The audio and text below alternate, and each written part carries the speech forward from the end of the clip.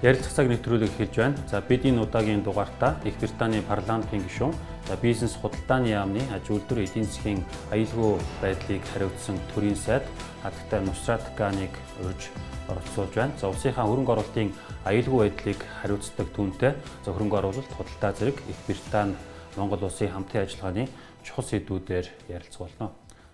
Хатагтай Гани, танд цаг гарган хүрэлцэн ирсэнд талархал илэрхийлье. Нэвтрүүлэгтээ урьж оролцуулж байгаад баярлалаа.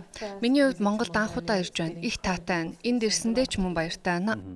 Тэгэхээр яриагаа таны ажлаас эхлүүлье. Та Их Британийн Парламентын гишүүн.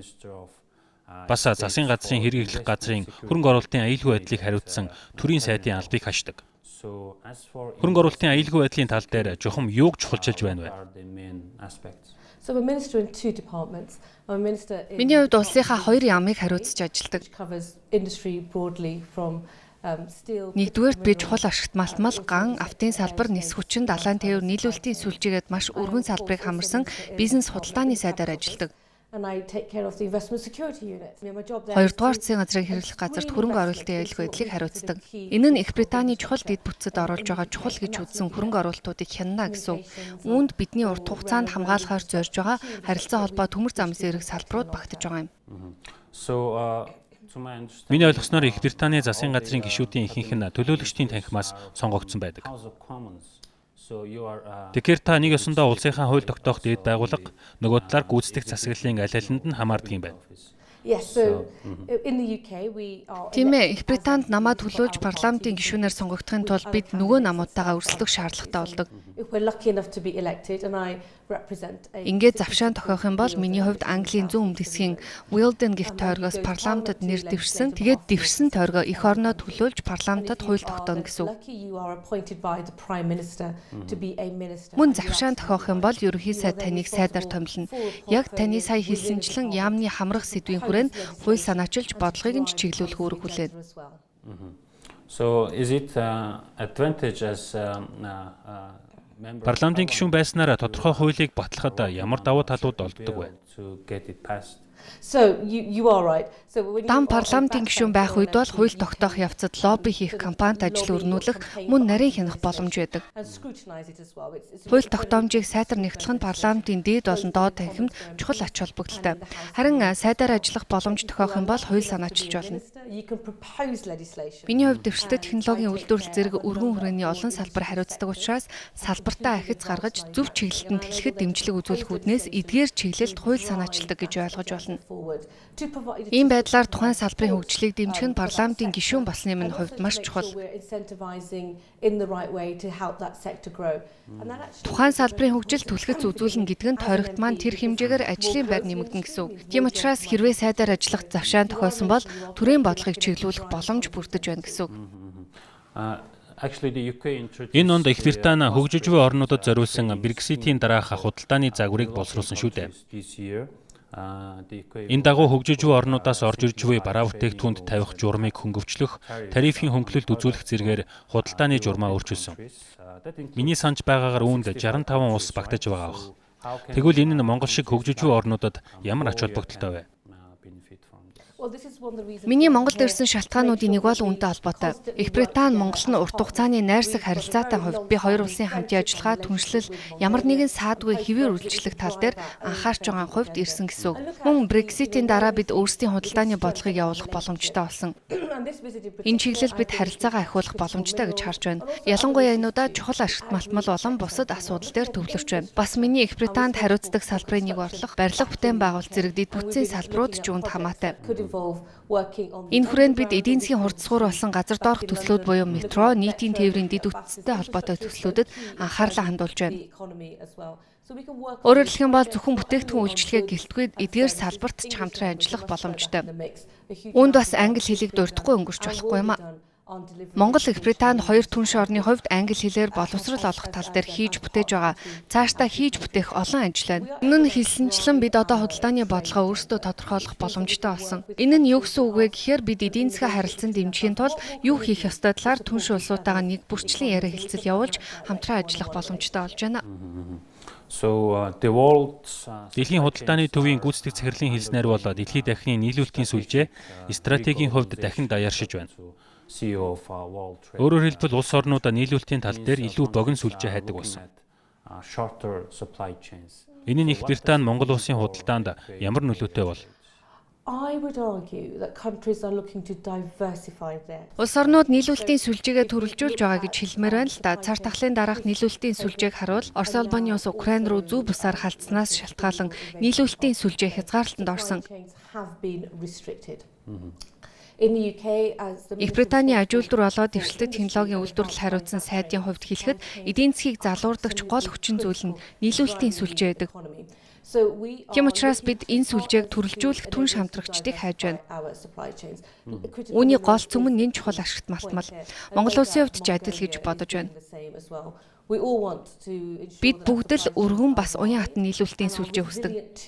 Ингэснээр аж үйлдвэрийн гол салбаруудад ажиллаж байгаа ажилтнууд мөн хөрөнгө оруулагчдын итгэлийг хүлээж чадна. Тэгэхээр нийлүүлэлтийн сүлжээг төрөлжүүлэх нь эдийн засаг чухал түлхэц үзүүлнэ. Монголын эдийн засаг аль хэдийнэ 5.1% өссөн, цаашдаа ч өсөлт нь уламж эрчимжнэ гэсэн төсөөлтөй байна. Нийлүүлэлтийн сүлжээг төрөлжүүлснээр энэ бүхэн бодит болох боломжтой гэж харж байна. Их Британи бол геологийн хайгуулын чадвар өндөртэй орн.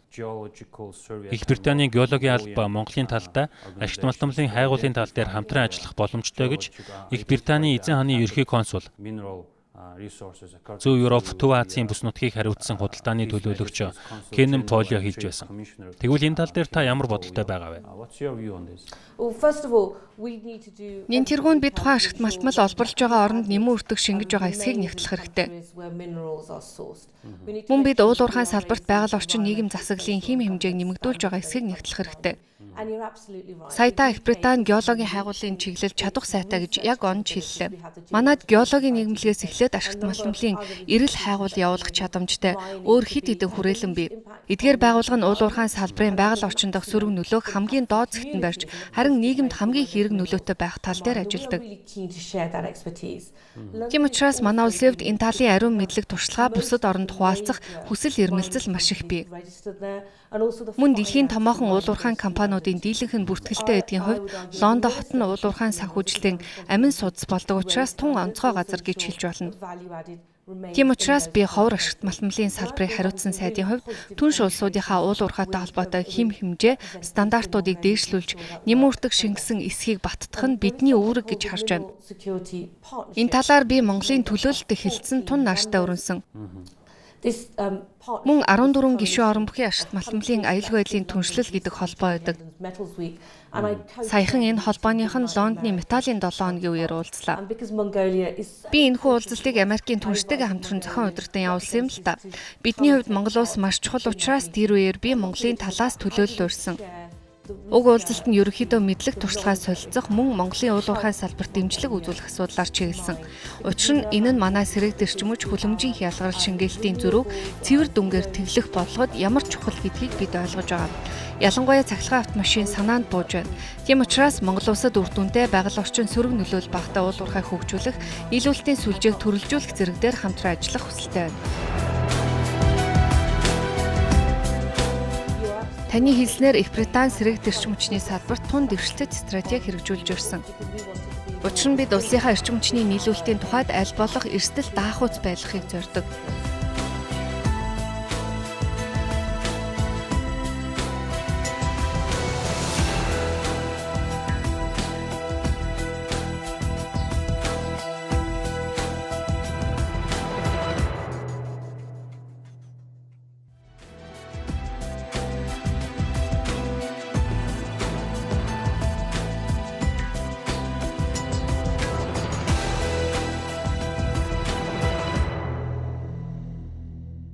You are mentioning ESG, so as for the Та сая байгаль орчин нийгэм засаглалын талаар дурдлаа. Хөгжиж буй орнуудын хувьд экспортын ашиг орлогоо төлөвлөж нэмэн өртөг шингээх нь чухал. Гэтэл байгаль орчин нийгэм засаглалын нөхцөл шаардлагыг харах юм бол хөгжиж буй орнуудад тийм ч их бололцоо байдаггүй.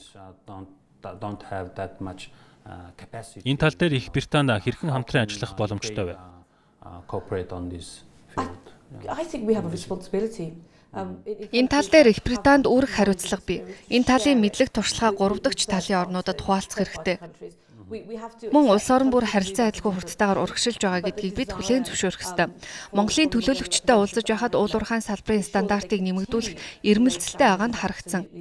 Ашигт малтмалын аюулгүй байдлын түншлэлийн холбоонд бидний гүйцэтгэх үүрэг гэвэл бид чадах чинээгээр дэмжлэг үзүүлж чадаж байна уу эсвэл үгүй юу гэдгийг баттгах явдал юм. Бидэнд байгаль орчинд сөрөг нөлөөлөл багтаа уул уурхай хөгжүүлэх чиглэлээр хангалттай мэдлэг туршлага, дата мэдээлэл байгаа. Мөн миний дурдсанаар тухайн уул уурхайн үйл ажиллагаанд ойрхон байгаа нутгийн ард иргэдэд ашиг тусаа маш сайн өгдөг байх хэрэгтэй. Бодит байдал дээр эдгээр ашигт малтмалын худалдаа авагчид, үйлдвэрлэгчид нийлүүлэлтийн сүлжээгээ боломжийн хэрээр байгаль дээлтэй байлгах нь хариуцлах төдий биш харин үүрэг юм. Зөвхөн эдгээр талын биш үйлчлүүлэгчдийн ч мөн үүрэг. Байгаль орчин нийгэм засаглалын стандарт маш олон чиглэлийг хамаардаг. Тийм ч учраас бид улс орнуудын стандартыг сайжруулах тал дээр чадах бүхнээ хийж байгаагаа баталгаажуулах боломжтой болж байна. Үүнийг хийх сонирхол нь байна, хүсэл эрмэлзэж байна. Тийм учраас хоёр улсын хамтын ажиллагааг энэ чиглэлд улам ойртуулахын тулд Монголд ирсэн. Газрын хувь элементийн олборлолт боловсруулалтын хүчин чадлаар дэлхийд хятад улсад хэрэгүүлдэг. Барууны улсууд ч гүйцэхээр хичээж байх шиг байна. Харин Их Британийн хувьд ямар стратеги баримталж байгаа вэ? Үннийг хэлэхэд хятад улс нэлээд эртнээс энэ чиглэлд хөрөнгө оруулж эхэлсэн л дээ. Мөн миний өмнө дурдсанаар бид эдийн засгаа хамгаалахын тулд нийлүүлэлтийн сүлжээгээ төрөлжүүлж байгаа. Тиймээс бид энэ бүхний нэг хэсэг нь байхаар зорж байна.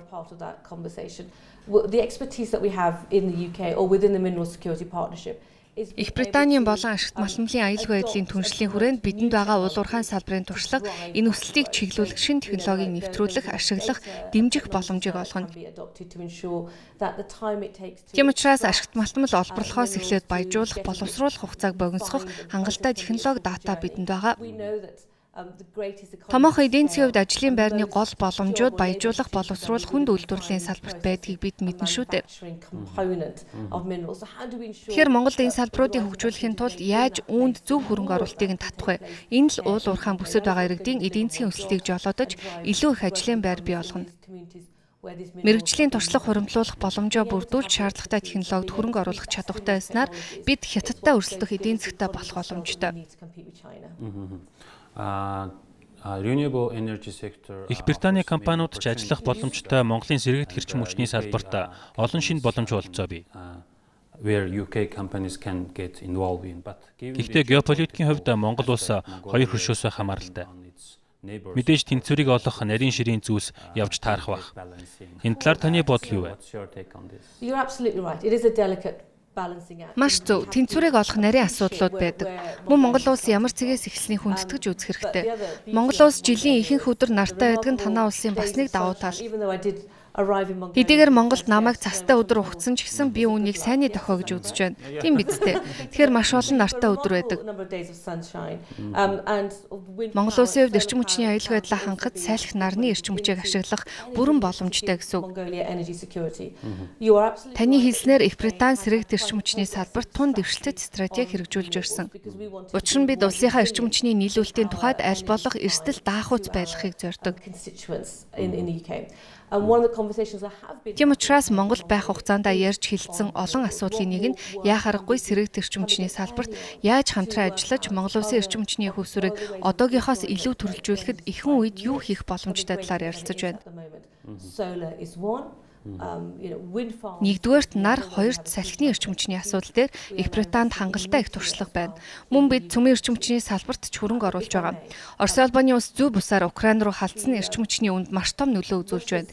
Эндээс бид эрчим хүчний салбарт дотооддоо урт хугацааны хөрөнгө оруулалт хийх ёстой байна гэсэн ойлголтод хүрээд байна. Монгол улс хэдэн 10 жил эсвэл бүтэн үеийн турш эрчим хүчээ хэрхэн олон их усүрээс хангахын тулд одооноос хэрхэн бэлтгэх талаар ярьдаг. Ингэж чадвал Монгол улс эрчим хүчний үнийн тал дээр илүү боломжтой болно. Мөн дэлхийн нийтээр нүүрснээс татгалзаж сэргээгт эрчим хүч рүү шилжиж байгаа энэ үед зөв технологид хөрөнгө оруулж байгаа эсгээ сайтар магадлах хэрэгтэй юм. Түншүүдтэйгээ ажиллаж байхдаа би Их Британь цаашдын хөрөнгө оруулалтыг нэмэгдүүлэхийн тулд энэ талаарх мэдлэг туршлагаа хуваалцах бүрэн боломжтой гэдгийг илэрхийлсээр ирдэг. Тэгэхээр нэг талаас энэ нь эргэлтийн цэг байхаас гадна удаан хугацааны стратеги. Мэдээж зөв шийдвэр гаргахын тулд цаг хугацаа шаардлагатай гэдгийг бид ойлгож байна. Тэгэхээр энэ аялал Монгол улсад дэм болохын тулд Их Британд хуримтлуулсан туршлагаасаа хуваалцна гэж бодож байна. Монгол улсын хувьд эрчим хүчний үнийг төр ерөөхдөө барьдаг. Гэхдээ хөрөнгө оруулалт татахын тулд Монгол улс энэ бодлого зохицуулалтаа иргэн нэг харах хэрэгтэй гэж та бодож байна уу?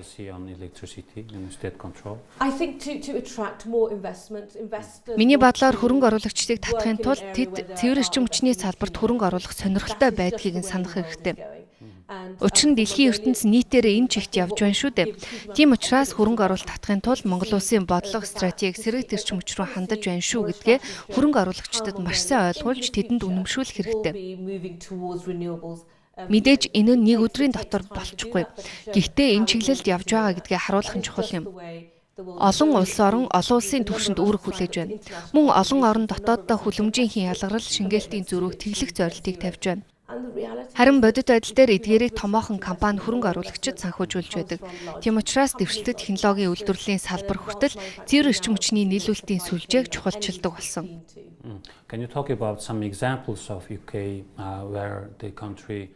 Сэргээгт эрчим хүчний салбарт Их Британи улс хөрөнгө оруулалт амжилттай татсан жишээ бодлого зохицуулалтын талаар дурдвал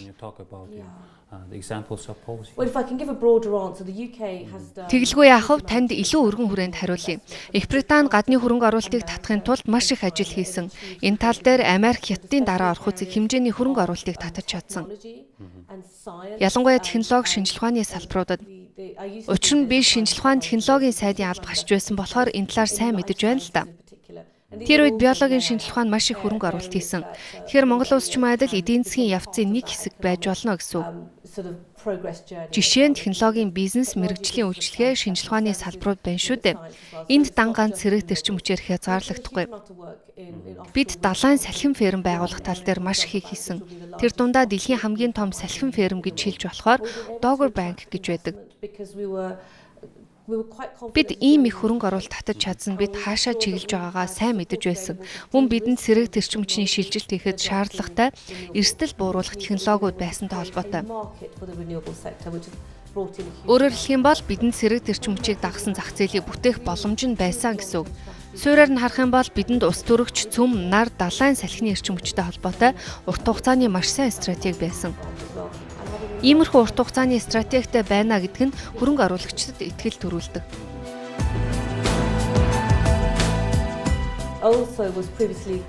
Би өмнө нь бас зам тээврийн сайд байсны хувьд төмөр зам автобустай холбоотой асуудлыг хариуцаж байсан. Тийм учраас би зам тээврийн сүлжээг хэрхэн сайжруулах талаар бас ярилцсан. Миний зүгээс тээврийн тал дээр иргэдэд сонголт өгсөн мастер төлөвлөгөө хэрэгтэй гэж хэлнэ.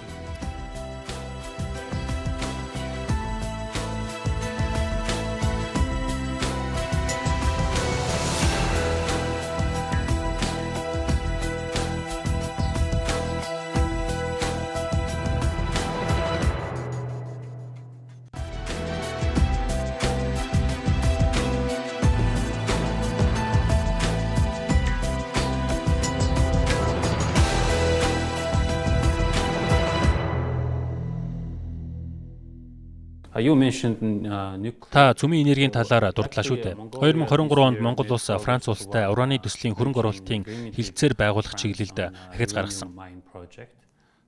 Монгол улсын хувьд эрчим хүчний аюулгүй байдал тун чухал. Тэгвэл магадгүй уран болон бусад ашиг томилтмолын хувьд Монгол Их Британи хоёр хамтран ажиллах ямар боломж болцоо харагдаж байгаа вэ?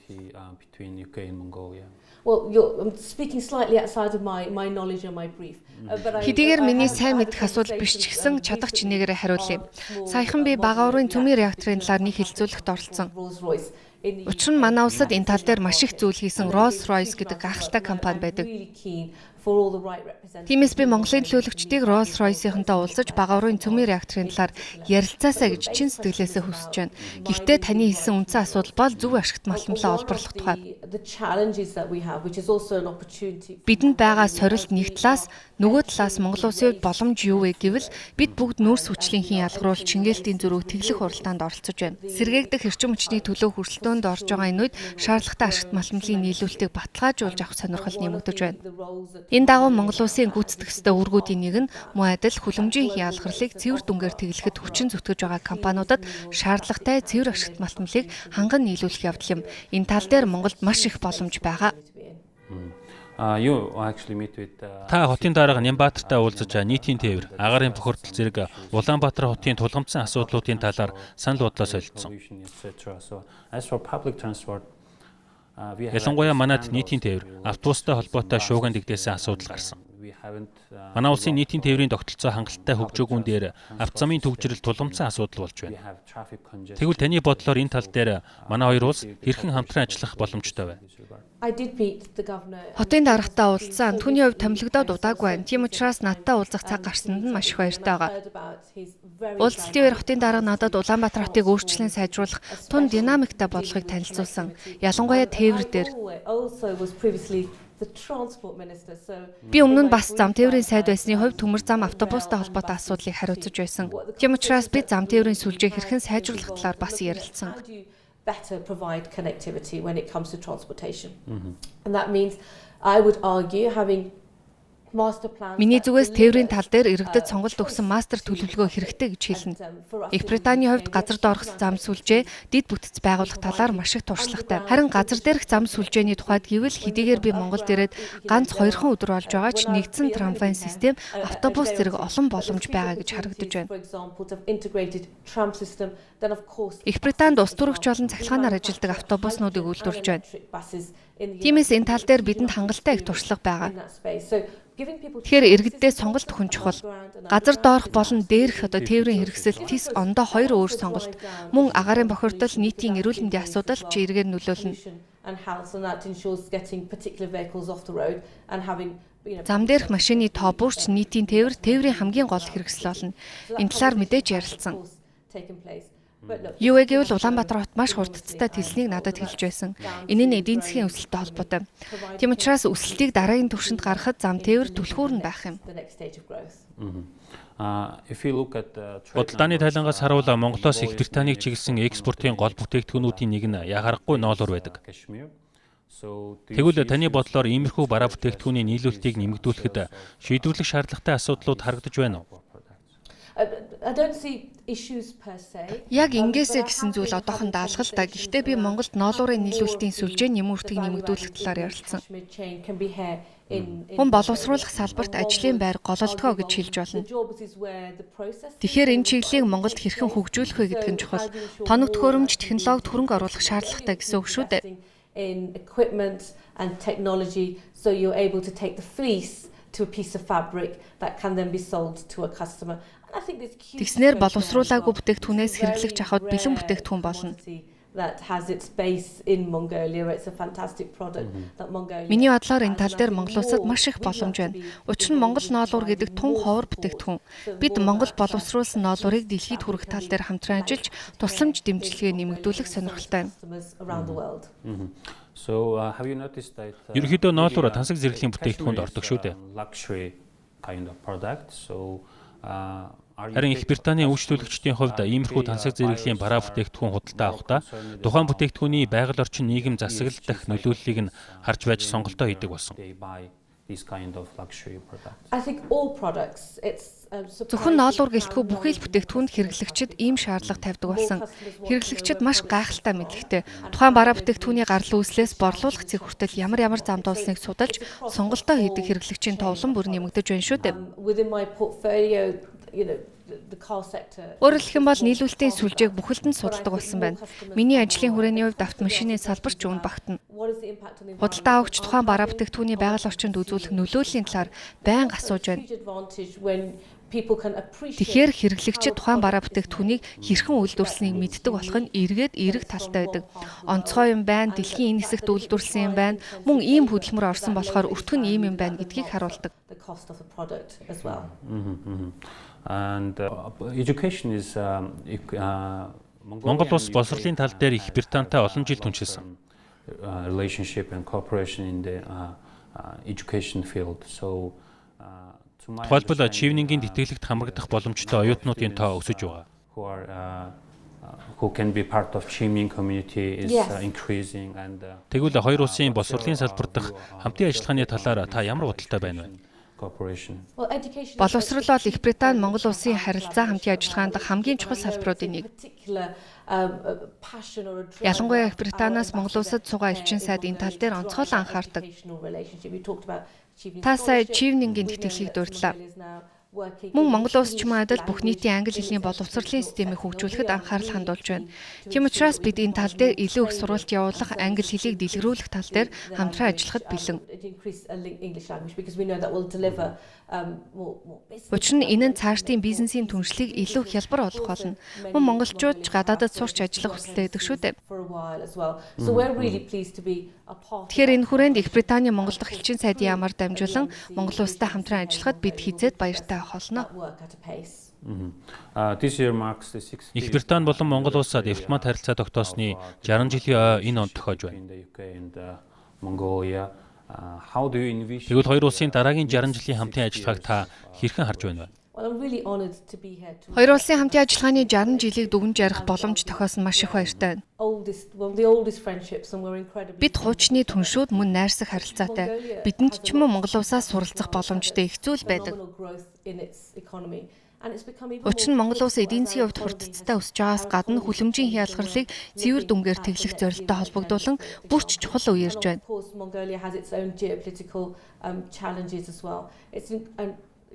Энэ бүхний хажуугаар Монгол улсад өөрийн геополитикийн асуудлууд байна. Арчлалын сайхныг энд дурдахгүй ахын аргагүй. Тиймээс би л хувьдаа хоёр улсын цаашдын харилцааг зөвхөн Их Британи, Европын холбоо, Америкийн эдийн засгийн гол хөдөлгөгч хүч болсон уул уурхайн салбар гэлтгүүгээр хөдөө аж ахуй технологи, боловсрол, сэрэг тэрчмөж, зам тээвэр, дэд бүтцгээд өөр олон салбарт туршлага хуваалцах зэрэгээр бэхжинэ гэж харж байна. When needed on looking at transport and infrastructure as well. I look forward to our relationship. Монгол улс миний хувьд удаан хугацаанд сонирхлыг минь татаж ирсэн. Ялангуяа чухал ашигт малтмал нийлүүлэлтийн сүлжээний талаарх мэдээлэл авсны дараа энэ чиглэлд хамтын ажиллагаагаа өргөдөх зорилгоор Монгол зочлоход маш их анхаарсан. Mongolia to ensure we can work even more collaboratively in that space. Дэд бүтэц зам харилцааны тал дээр ч бидэнд хамтран ажиллах өргөн боломж байна. Монголд байх хугацаа маань үнэхээр гайхалтай байлаа. Мөн дараа арай илүү нартай үед Монгол дахин ирнэ гэж бодож байна. Олон талын мэдээлэл хуваалцсанд баярлалаа Хатагтай Гани.